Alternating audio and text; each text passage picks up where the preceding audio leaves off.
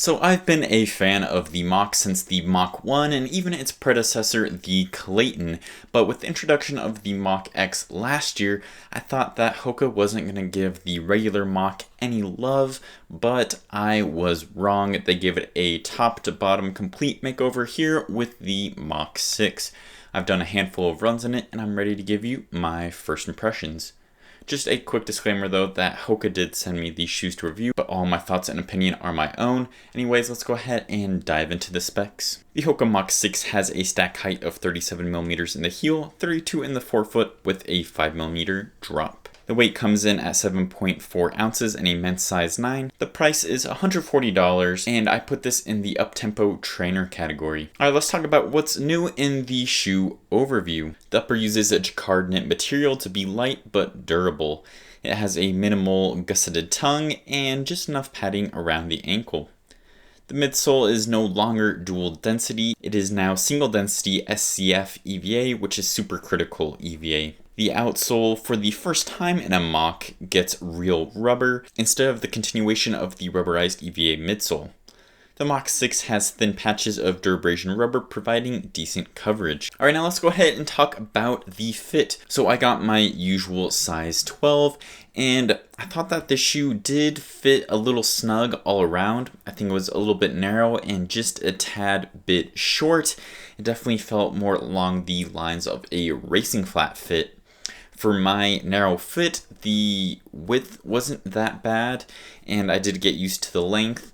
Like I said, it's not uncomfortable for me, for somebody with a narrow foot, but if you do have a wider foot, you probably want to go with a wide version of the shoe or even try going half a size up. Other than that though, the fit felt very locked in. That tongue stayed in place and hugged the side of my foot nicely. And I had no rubbing or slipping or anything like that. So let's go ahead and talk about the ride of the Mach 6. So I thought that overall it was a very smooth ride. That single density foam now feels very smooth when from landing all the way to takeoff. And this EVA actually feels surprisingly energetic, has a little bounce to it. And the shoe itself overall just felt really light. And I think this helped make the shoe feel great for all types of runs. I was using it for easy days, it felt good. I liked it for just everyday mileage. And then it did come alive too when I was picking up the pace and pushing, kind of the moderate and above. So while it doesn't necessarily give you that pop like some of the plated trainers do, it is still definitely a very light and versatile shoe. So in the past, I always kind of thought that the Mach was kind of a Venn diagram of trainer and speed day and kind of leaned a little more into the speed day category. I think just that lack of durability and rubber on the outsole kind of skewed it a little, but now with the Mach 6, with that real rubber outsole to it, it's a lot more durable, and I think this makes it a better daily trainer. It can handle a beating of putting miles on it, so I think this new Mach kind of shifts to being like 2/3 daily trainer, 1/3 speed shoe. Alright, now let's go ahead and do a couple of quick comparisons. The first comparison is to the Mach X.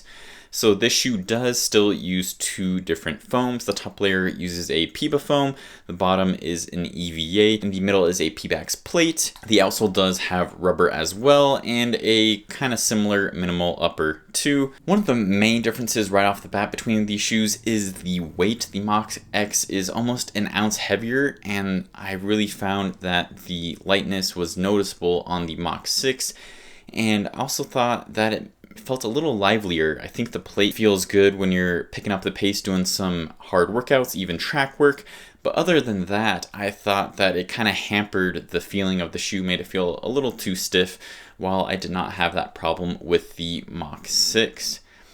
Another thing I liked better on the Mach 6, besides kind of a little snugger fit, was the upper in general. I thought it had a better lockdown.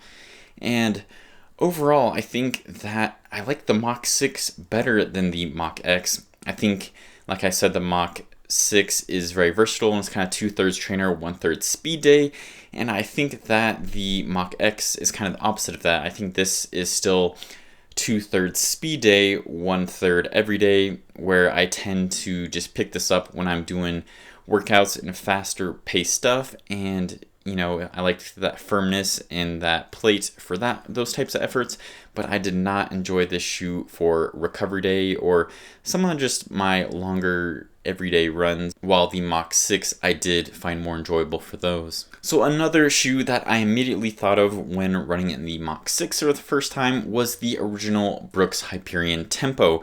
They both have a minimal yet padded upper. They have that super critical EVA midsole and thin rubber outsoles, and I think they are pretty much used for the same use cases where it's an up-tempo trainer, so you can use it for your speed days, but also it has that little extra durability and comfort that you can use for your everyday training. So if you're a fan of the Hyperion Tempo, you might want to give the Mach 6 a try. So the Mach 6 received a big update, and while it doesn't have PIBA foam, I was surprised how lively and energetic the supercritical EVA foam felt.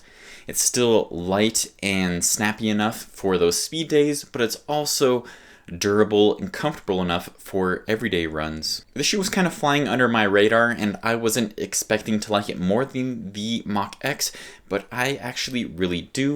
We're gonna have to see if that's true when the Mach X 2 comes out. But anyways, this shoe will be available March 1st. Are you gonna pick up a pair? Let me know in the comments down below.